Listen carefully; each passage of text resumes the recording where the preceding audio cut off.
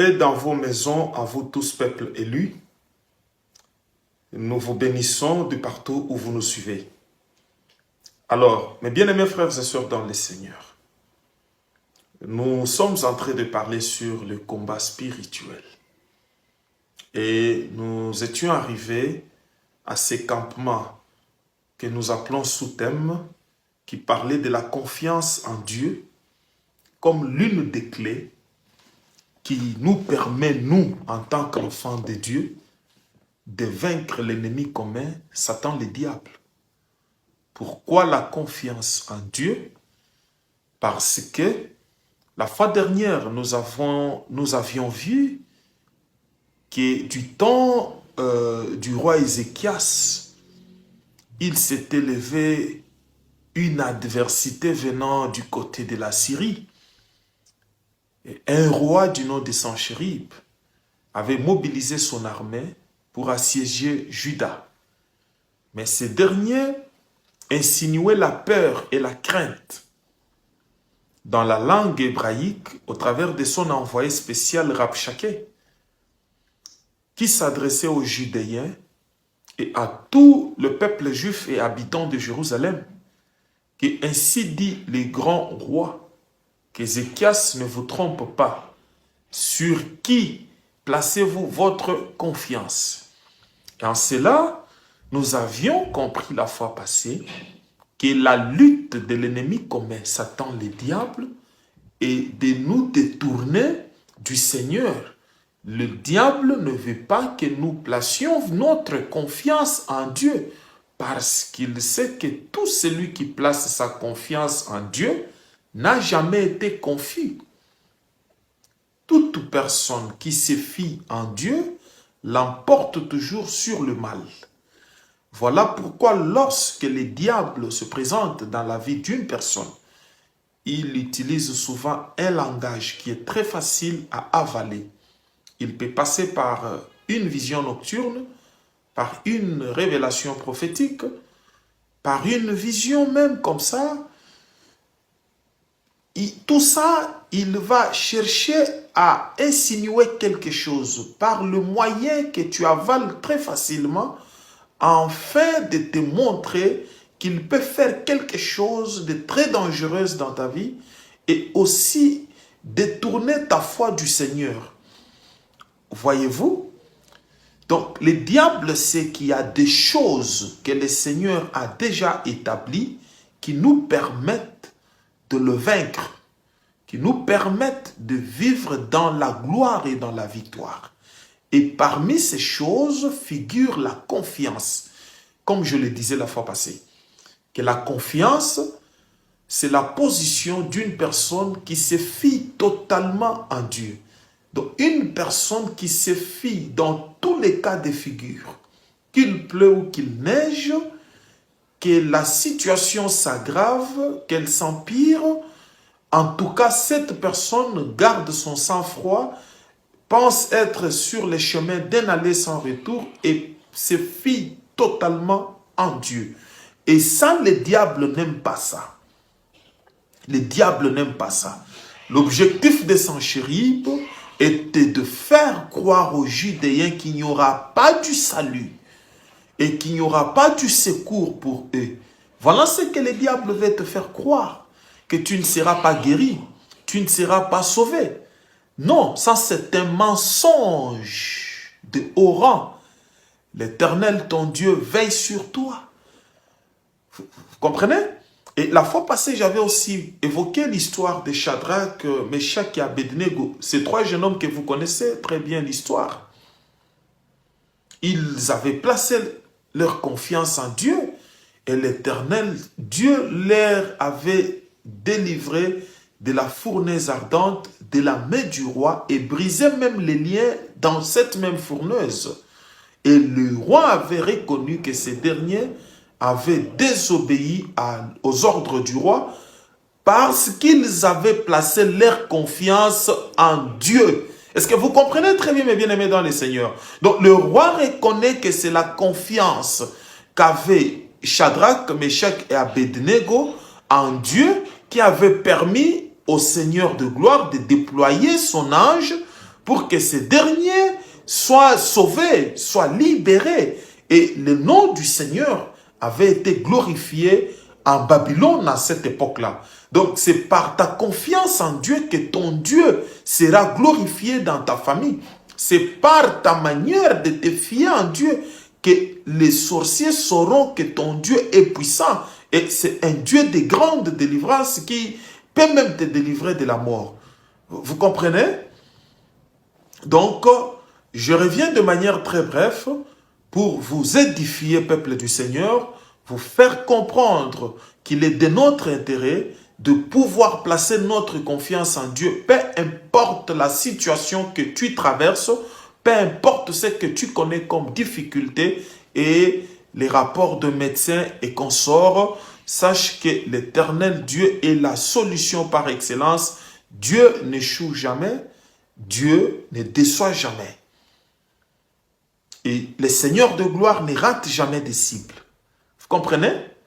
Même dans Exode 14, lorsque nous lisons les Saintes Écritures, nous voyons que le roi éternel avait suscité une adversité contre son peuple. Il s'agissait bel et bien de Pharaon que vous connaissez.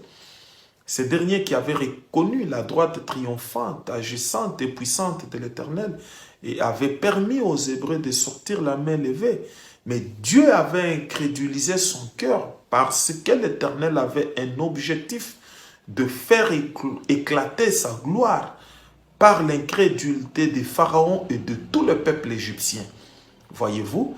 Et Dieu avait permis que son peuple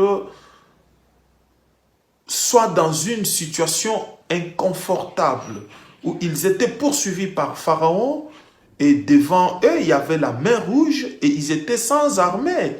Voyez-vous, ils n'avaient pas d'armure, voulais-je dire. Mais la Bible dit que le peuple criait à l'Éternel, chose très bonne. Ils ont prié. Et l'Éternel Dieu avait déjà entendu les cris d'Israël parce que le psalmiste dit que lorsqu'un malheureux crie, l'Éternel entend et il le sauve. Mais après avoir crié, ils ont commencé maintenant à créer des antécédents à Moïse.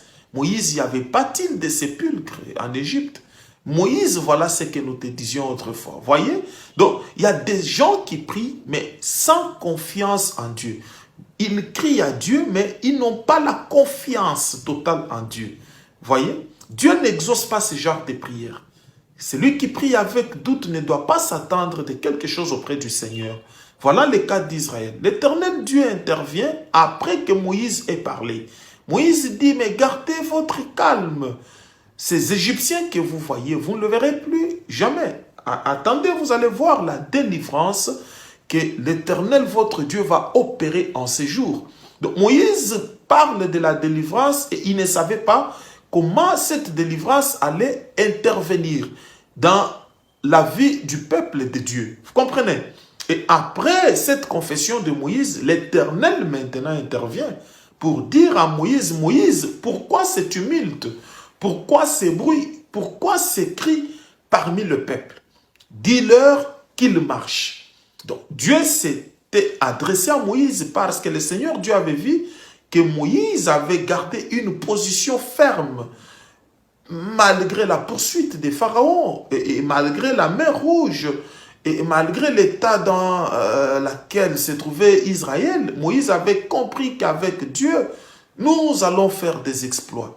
Voyez-vous? Et Israël était appelé à marcher. Vous savez, vous marchez lorsque vous êtes poursuivi et lorsqu'il y a des obstacles devant vous, donc vous marchez vers des obstacles. Ça, il faut nécessairement avoir sa confiance totale en Dieu. Donc, c'est-à-dire que tu marches vers la mer rouge. Et Dieu ne dit pas à Moïse de dire aux Israélites que voilà, la mer rouge sera fendue en deux. Non, Dieu dit à Moïse que toi, tu étendras ta droite et toi, tu vas fendre, tu vas séparer cette mer rouge. Mais les Israélites, à eux, Dieu leur demande de marcher. Voyez-vous?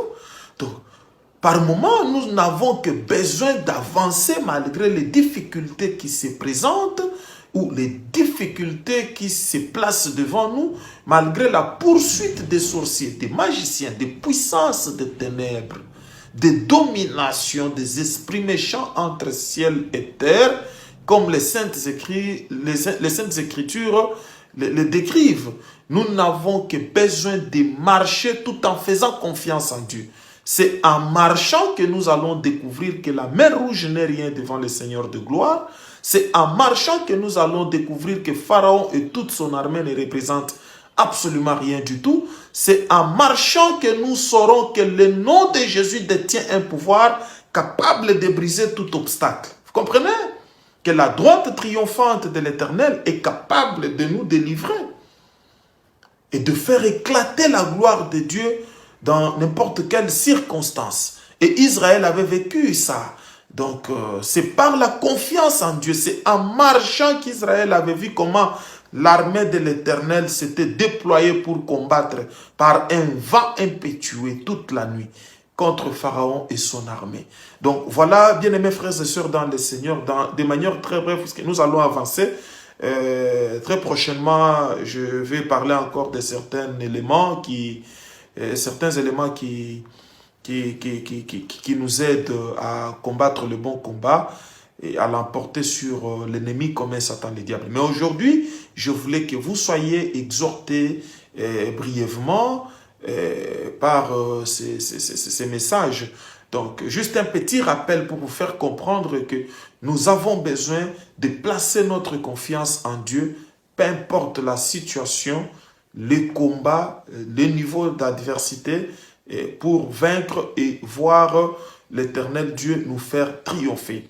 Car notre confiance en Dieu est le témoignage même véridique de la foi en Christ. Que le Seigneur de gloire vous bénisse. C'était le vôtre, le bien-aimé pasteur Simon-Pierre Bikaï,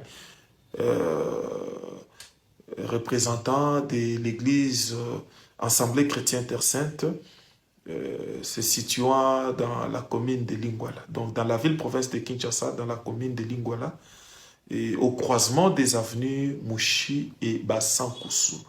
Que les Très-Hauts vous bénissent. Ciao.